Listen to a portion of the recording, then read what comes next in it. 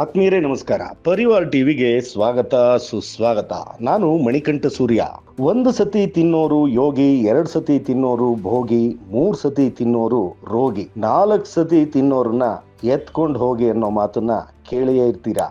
ನೆನಪಿಸೋ ಪ್ರಯತ್ನ ಮಾಡ್ತೀನಿ. ಪೂರ್ತಿ ವಿಚಾರ ಕೇಳೋಕ್ ಮೊದಲು ಪರಿವಾರ್ ಟಿವಿಗೆ ಸಬ್ಸ್ಕ್ರೈಬ್ ಮಾಡಿ, ಲೈಕ್ ಮಾಡಿ ಹಾಗೂ ಶೇರ್ ಮಾಡಿ. ಮುಂದಿನ ನೋಟಿಫಿಕೇಶನ್ಗಾಗಿ ಬೆಲ್ ಬಟನ್ ಪ್ರೆಸ್ ಮಾಡೋದನ್ನ ಮರಿಬೇಡಿ.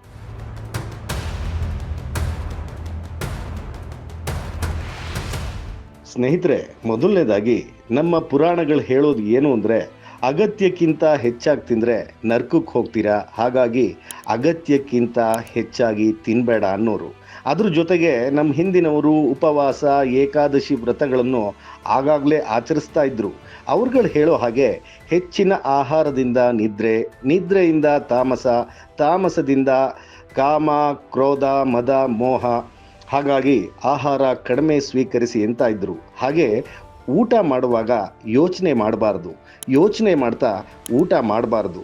ಅದಕ್ಕೆ ಅಲ್ವಾ ನಮ್ಮ ಹಿರಿಯರು ಹೇಳ್ತಾ ಇದ್ದಿದ್ದು, ಏನೋ ಕೆಲ್ಸಕ್ಕೆ ಬಾರದು ವಿಚಾರನ ತಲೆಯಲ್ಲಿ ಇಟ್ಕೊಂಡು ಊಟ ಮಾಡಬೇಡಿ, ಆ ತಿಂದಾಗ ಆ ಊಟ ನಿಮ್ಮ ಮೈಗೆ ಹತ್ತೋದಿಲ್ಲ ಅಂತ ನಮ್ಮ ಹಿರಿಯರು ಬುದ್ಧಿ ಮಾತನ್ನ ಆಗಾಗಲೇ ಹೇಳ್ತಾ ಇದ್ದಿದ್ದು ಉಂಟು. ಹಾಗೆ ಇತ್ತೀಚಿನ ದಿನಗಳಲ್ಲಿ ನಿಂತ್ಕೊಂಡು ಊಟ ಮಾಡೋದು,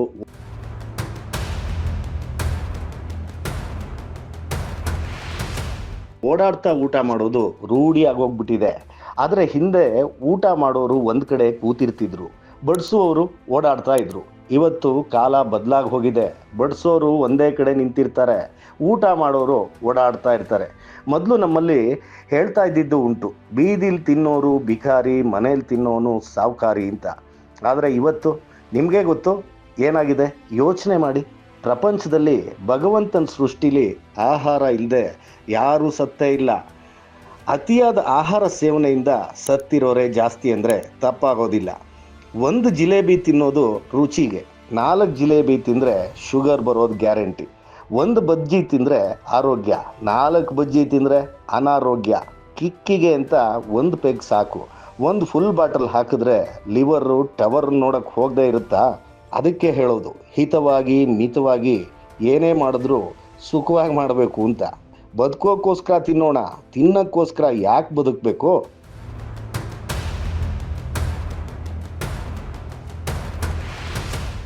ಭಾರತದಲ್ಲಿ ಆಯಾ ಪ್ರದೇಶಕ್ಕನುಗುಣವಾಗಿ ಆಹಾರದ ಪದ್ಧತಿಗಳಿವೆ.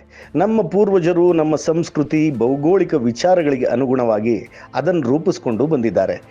ಸಾಂಪ್ರದಾಯಿಕ ಆಹಾರ ಪದಾರ್ಥಗಳು, ಅವುಗಳ ಚಿಕಿತ್ಸಾ ಗುಣಗಳು, ತಯಾರಿಸುವ ರೀತಿ, ಆಹಾರ ಸಂಸ್ಕರಣೆ, ಶೇಖರಿಸುವ ವಿಧಾನ ನಮಗೆ ತಲೆಮಾರುಗಳಿಂದ ಬಳುವಳಿಯಾಗಿ ಬಂದಿದೆ ಅಂದರೆ ತಪ್ಪೇನಿಲ್ಲ.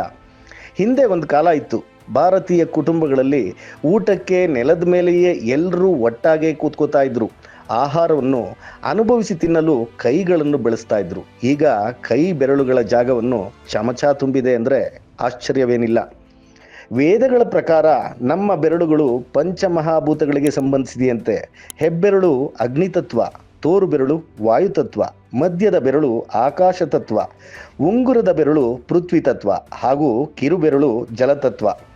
ಇದರಂತೆ ನಮ್ಮ ಕೈ ಬೆರಳುಗಳ ಸ್ಪರ್ಶ ಮಾತ್ರದಿಂದ ಆಹಾರ ಎಷ್ಟು ಬೆಂದಿದೆ, ಎಷ್ಟು ಪ್ರಮಾಣದ ನೀರಿನ ಅಂಶ ತುಂಬಿದೆ, ಹಾಗೆ ತರಕಾರಿಯ ಸುಗಂಧ ಪ್ರತಿಯೊಂದು ಅನುಭವಕ್ಕೆ ಬರೋದು ನಿಜ ಅಲ್ವಾ?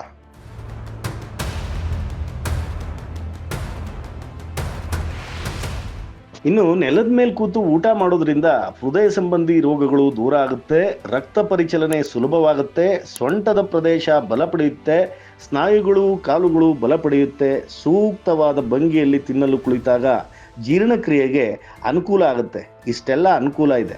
ಹೋಗಲಿ, ನೆಲದ ಮೇಲಲ್ಲಿದ್ರೂ ಒಂದು ಕಡೆ ಕೂತ್ಕೊಂಡು ಊಟ ಮಾಡಿ ಒಳ್ಳೆಯದಾಗತ್ತೆ. ಇನ್ನು ಊಟ ಮಾಡೋದಕ್ಕೆ ಎಲೆ ಅದು ಉಪಯೋಗಿಸೋದು ಈ ಜನ್ರೇಷನಲ್ಲಿ ಕಷ್ಟ ಅಂತಲೇ ಹೇಳ್ಬೋದು. ಅಟ್ಲೀಸ್ಟ್ ಪ್ಲಾಸ್ಟಿಕ್ ಬಳಸಬೇಡಿ. ಹಾಗೆ ತರಕಾರಿ, ಹಣ್ಣು, ಮೊಟ್ಟೆ, ಹಾಲು ಮುಂತಾದವುಗಳನ್ನು ದಿನ ಫ್ರೆಶ್ ಆಗಿ ತರ್ಬೋದು ಅಲ್ವಾ? ಅದು ಬಿಟ್ಟು ಫ್ರಿಡ್ಜ್ನಲ್ಲಿ ವಾರಕ್ಕೊಂದ್ಸತಿ ತಂದಿಟ್ಕೊಂಡು ತಿನ್ನೋದ್ರಿಂದ ಏನು ಮಜಾ ಇರಲ್ಲ. ಇನ್ನು ಅಡುಗೆ ಮಾಡೋ ಪಾತ್ರೆಗಳ ಬಗ್ಗೆ ಏನು ಹೇಳಕ್ಕೆ ಹೋಗಲ್ಲ.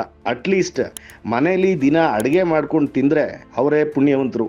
ಯಾಕೆ ಅಂದರೆ ಬರೀ ಹೊರಗಡೆಯಿಂದ ಆರ್ಡ್ರ್ ಮಾಡಿ ಪಾರ್ಸಲ್ ತರಿಸ್ಕೊಂಡು ತಿನ್ನೋರ ಸಂಖ್ಯೆ ಜಾಸ್ತಿ ಆಗಿದೆ ಅಂದರೆ ತಪ್ಪೇ ಇಲ್ಲ.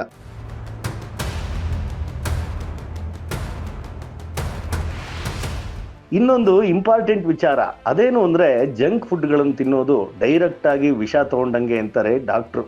ಸಾವು ನಿಧಾನಕ್ಕೆ ಬರ್ಬೋದು, ಆದರೆ ಘೋರವಾಗಿರುತ್ತಂತೆ. ಹಾಗಾಗಿ ಜಂಕ್ ಫುಡ್ ಕಡಿಮೆ ಮಾಡಿ. ಅಭ್ಯಾಸಗಳನ್ನು ಬೆಳಗ್ಗೆನೆ ಬಿಡೋಕ್ಕಾಗಲ್ಲ, ಕಡಿಮೆ ಅಂತೂ ಮಾಡ್ಬೋದು.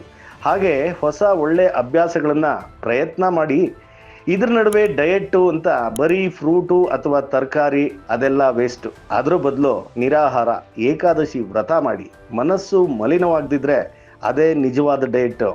ಹಾಗೆ ಒಬ್ರನ್ನೊಬ್ರು ಹೋಲಿಸ್ಕೊಳಕ್ಕೆ ಹೋಗಬೇಡಿ. ಪ್ರತಿದಿನ ಸ್ವಲ್ಪನಾದರೂ ನಗ್ನಗ್ತಾ ಎಲ್ಲರೊಂದಿಗೆ ಕಾಲ ಕಳೀರಿ. ಹಿತವಾಗಿ ಮಿತವಾಗಿ ಮನೆಯಲ್ಲೇ ಮಾಡಿದ ಆಹಾರವನ್ನು ಸೇವಿಸಿ ಆನಂದವಾಗಿರಿ. ಮುಂದಿನ ಸಂಚಿಕೆಯಲ್ಲಿ ಮತ್ತೆ ಭೇಟಿ ಮಾಡೋಣ. ನೋಡ್ತಾ ಇರಿ ಪರಿವಾರ್ ಟಿವಿ. ಸಬ್ಸ್ಕ್ರೈಬ್ ಮಾಡಿ, ಲೈಕ್ ಮಾಡಿ ಹಾಗೂ ಶೇರ್ ಮಾಡಿ. ನಮಸ್ಕಾರ.